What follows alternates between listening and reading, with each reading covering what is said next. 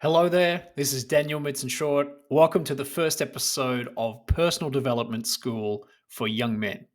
This is a program I've been planning to create for several years now, and finally, I feel like I have enough information and value to share for people like you who are on the path of improving themselves. Now, a couple of things I want to share before I get started here, why I'm creating this program and why I want it to be completely free. First and foremost, I think there is a desperate need for personal development information to be given out to young men in the world. So many young men today are lost, confused, hurting, and they don't know where to turn for information. And unfortunately, they end up getting sucked into self improvement or personal development gurus who take not just their money, but really take their sense of self away. And they stop them from being who they really could be by trying to get them to be something that they shouldn't be. So, obviously, I'm a little older.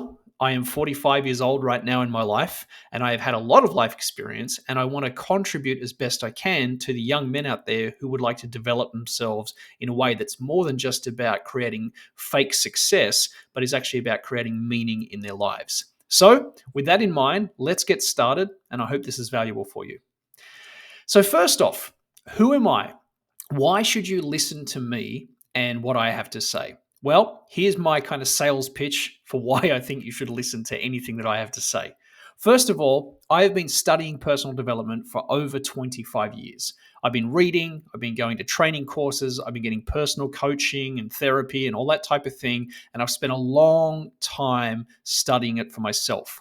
I've failed in business, in relationships, and in life. And I tell you that rather than brag about successes, because that is truly the measure, I think, of a man who has character, is has he failed and has he come back from those failures? Today, I live a comfortable life. I feel reasonably successful. I'm not a millionaire and I'm not world famous, but I am a person who is fulfilled, is self-sufficient, and is living a meaningful life. And I think really at the end of the day, that's what all of us want to be. And you can watch any of my other videos and you can see what I'm about and who I am as a person. And you'll see that I'm a person who's very honest and open about my failures as well as my successes. So that is the reason I'm creating this. And this is my pitch to you up front. If you want to live a more fulfilled, meaningful, self-sufficient life, then this program, I think, will help you greatly, and you won't need to buy anything from anyone else or get sucked into any other kind of con job program that's out there.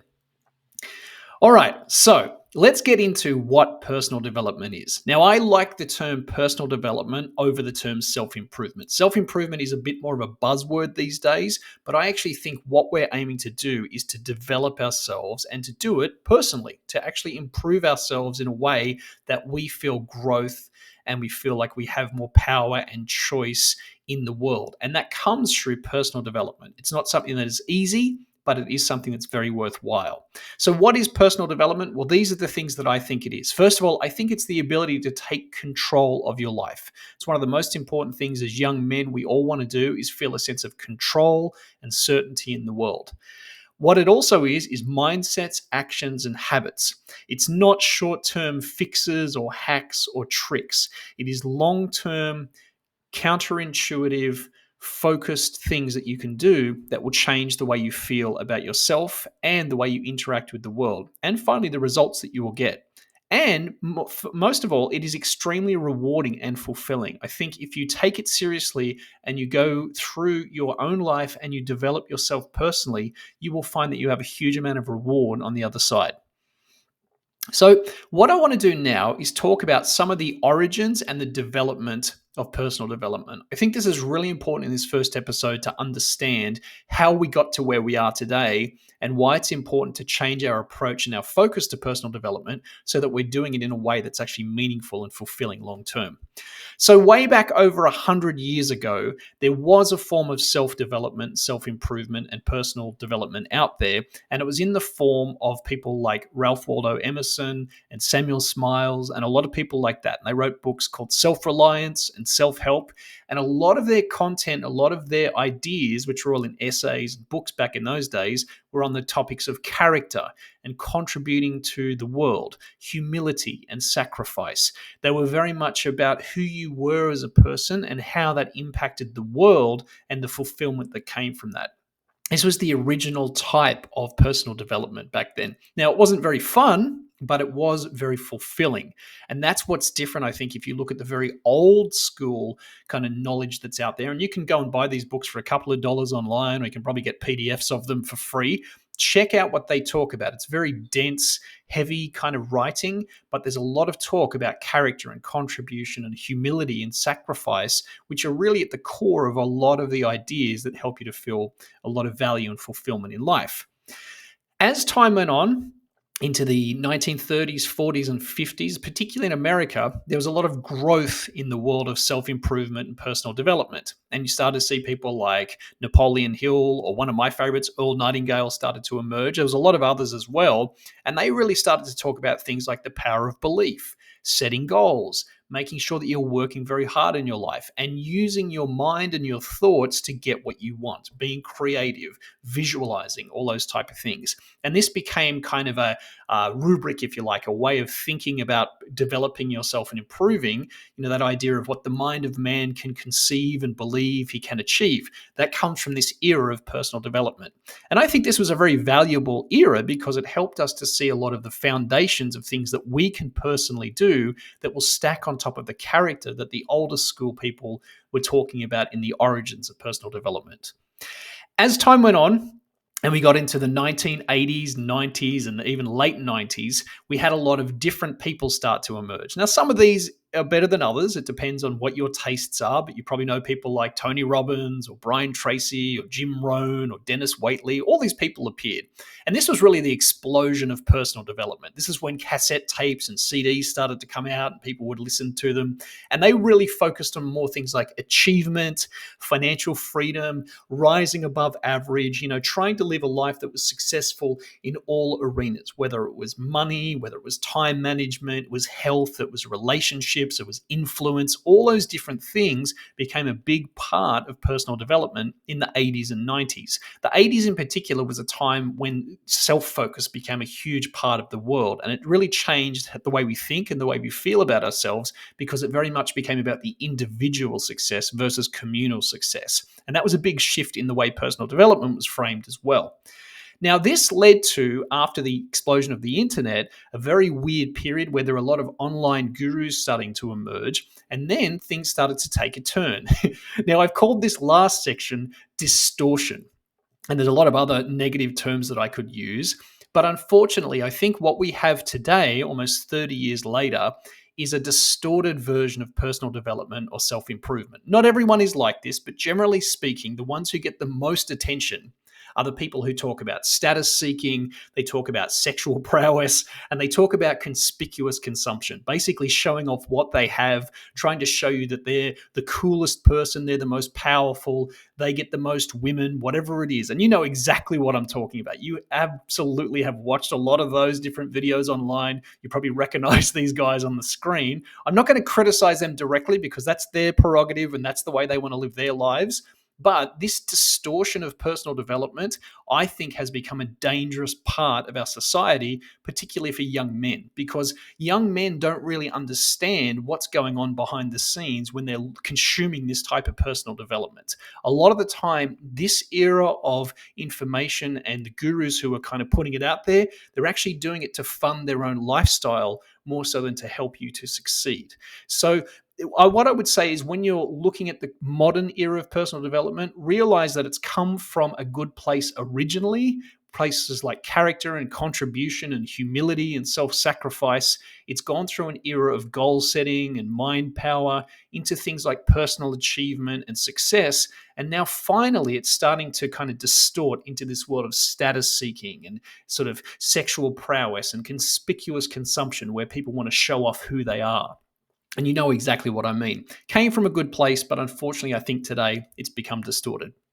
So, what does this lead us to? Well, what I have noticed is that young men out there today, and I was one a long time ago too, 25 years ago, I was just like this. I wanted success in my life. Now, if you look at the screen here, actually on the one side, you have money, power, status, and sex. Those are the things that a lot of the time young men crave in their lives.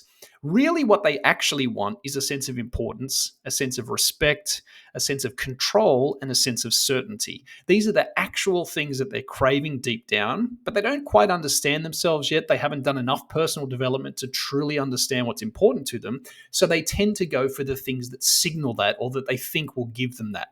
They tend to lean towards money, power, status, and sex. And that is why so many fake gurus today are able to attract attention, because these are the signals that they think will actually give them the importance, the respect, the control, and the certainty. Now, I'm not saying that chasing money, power, status, or sex are necessarily bad, but if you are doing them purely because you want to feel better about yourself, you will find that they will end up making you feel empty. Speaking from experience, I spent many years chasing these things myself. I had some success and some results, but I always found that I came out of it very empty, and you will probably find the same kind of thing. So realize that even though as a young man you may want these things for yourself, underneath the surface you're trying to get something deeper, which is importance and respect and control and certainty. And that is what everyone wants in their life. That's okay, but just realize you might be looking through the wrong end of the telescope trying to achieve what it is you want.